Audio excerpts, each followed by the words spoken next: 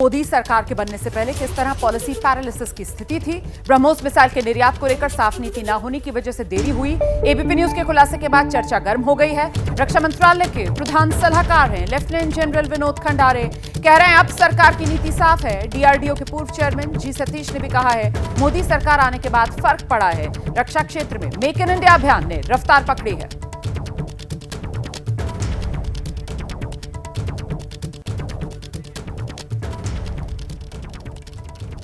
और आइए अब आपको सीधे लेकर चलेंगे। हमारे साथ इस वक्त एबीपी न्यूज पर बेहद खास मेहमान पूर्व वायुसेना प्रमुख आरकेएस भदौरिया साहब इस वक्त मौजूद हैं। उन्हीं का रुख करते हैं और उनसे जानते हैं। सर, सबसे पहले ये बताइए किस तरीके से 2014 से पहले जो कामयाबी रक्षा क्षेत्र में निर्यात में खासतौर से ब्रह्मोस को लेकर भारत हासिल कर सकता था, वो पॉलिसी पैरालिसिस की वजह से हम पिछड़ गए।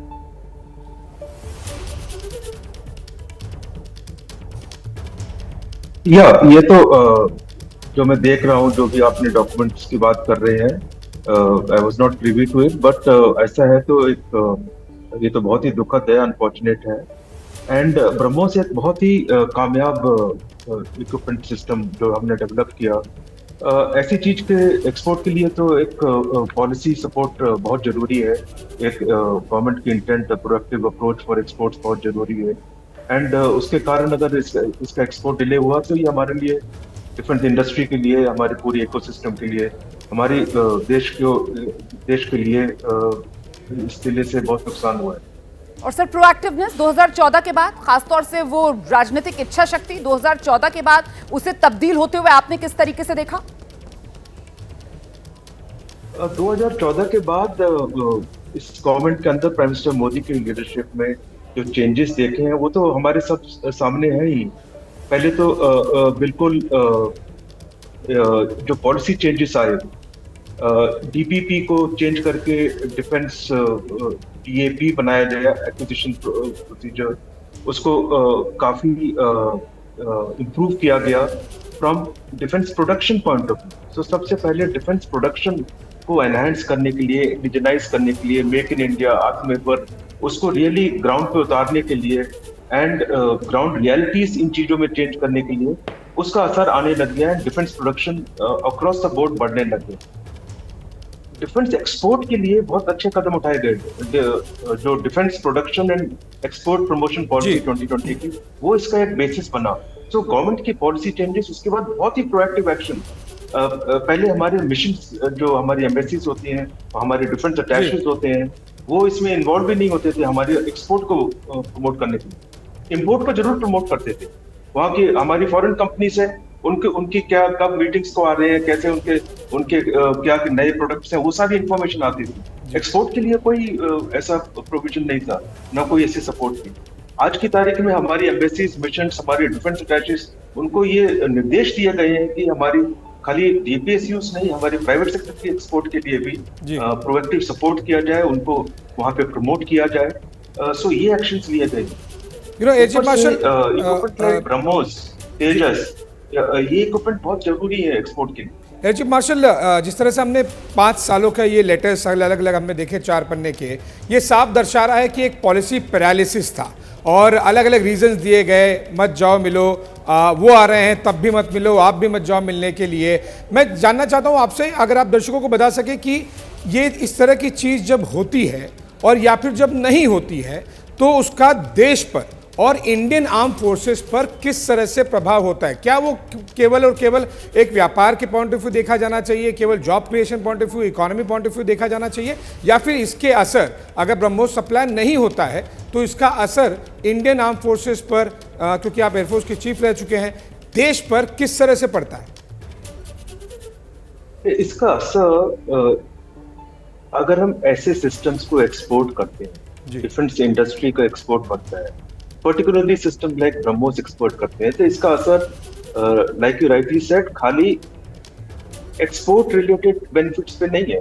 दैट मीन्स मोर एक्सपोर्ट हो रहा है, यहाँ पे यूनिट कॉस्ट कम होगी, उसके हमारी इंडस्ट्री को बढ़ावा मिलेगा, हमारा खुद का जो हम इक्विपमेंट खरीद कर रहे हैं, इकोनॉमीज ऑफ स्केल आएंगी, सो उसके जो बेनिफिट आते हैं डिफेंस सर्विसेज को, वो हमें भी बेनिफिट मिलेगा।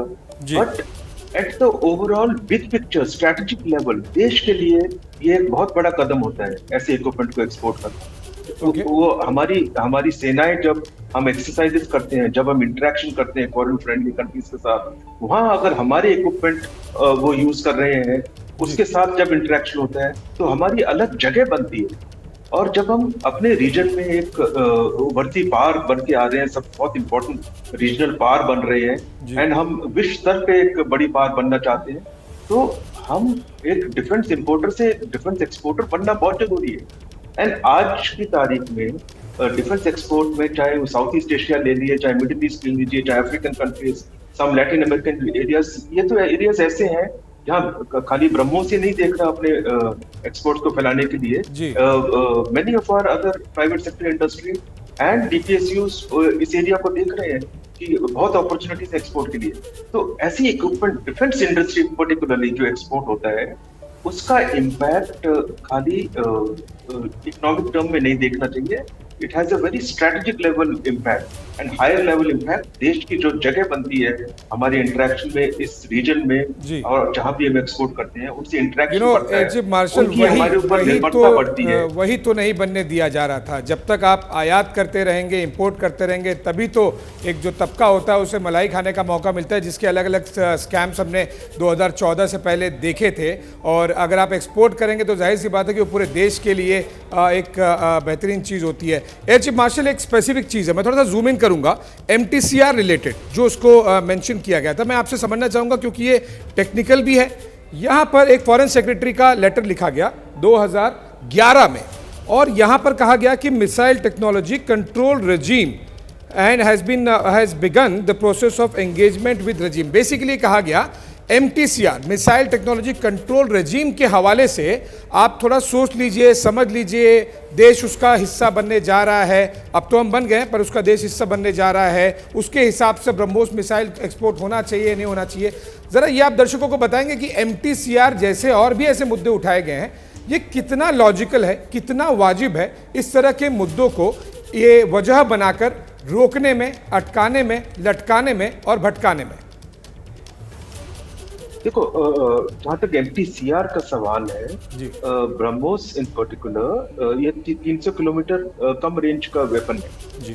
तो MTCR के बेसिक दो कंडीशंस हैं, 300 किलोमीटर ऊपर एंड वॉरहेड का वेट 500 kg से ऊपर ये नहीं होना चाहिए। तो उस हिसाब से देखा जाए तो उस समय भी MTCR में ये वेपन सिस्टम डायरेक्टली नहीं आता।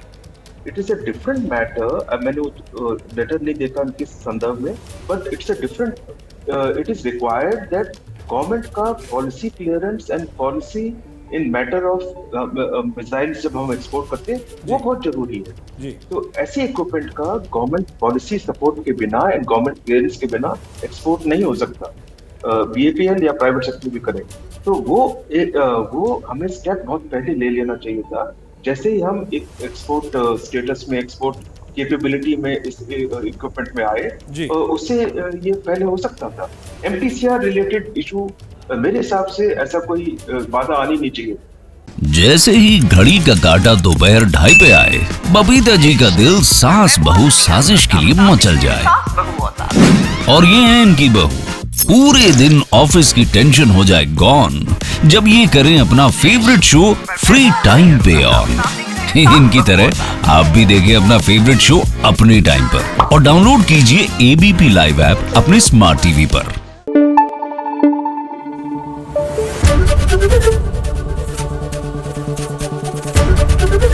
ABP न्यूज आपको रखे आगे।